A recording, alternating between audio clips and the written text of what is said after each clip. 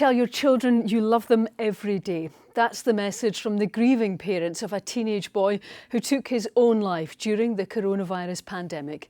Corey Liversedge from Aberdeenshire died last month at the age of 16. His parents say their popular boy with a cracking sense of humour had struggled with the impact of the coronavirus restrictions. They're now urging other parents to encourage their children to talk about their worries and hope by sharing their story they can help other families avoid their own tragedies. They've been talking to Liversedge. He was funny, he made us laugh a lot, and he always had a mischievous glint in his eye. He just liked to have a lot of fun, and he liked to see people laugh, and he liked to be around people. Corey Liversedge had packed a lot into his 16 years.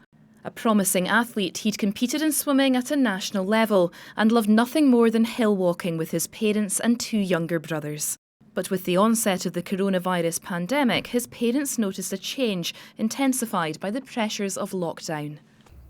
Being away from his friends at school and around his teachers, he missed that. And although, he loved us and we loved him, I think being in the house with just 4 other people was really, really difficult on him, the gregarious boy that he was.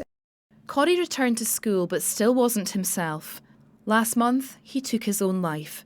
His parents had been worried, but his death came as a bolt from the blue. We did go to the extent of Googling and looking at, charity and stuff out there, but we weren't sufficiently worried to take that next step. And if I was to give anybody advice, if they have that slight inkling, take that next step early, because we didn't. Because we put it down to just, he's a teenager, but you don't know what's going inside their heads. The Liversedges want to stop further tragedies involving young people and have spoken to First Minister Nicola Sturgeon to tell her their story. He would be here if we weren't locked down. Yeah. I can say that, hand on heart. Mm-hmm. No qualms. And don't think that I don't understand why it was done, or that I don't trust the political leader of this country, because I definitely do. And I do understand, but Corey has been a victim of that. Corey's parents have set up a crowdfunding campaign in his name to raise money for a mental health charity. It's already raised more than £26,000. Kerry and Adam know nothing will bring back their precious boy. But they hope that by sharing their message, they can help other parents and help save lives. If I'd have known some of the things I know now, he might still be here. We can't bring him back,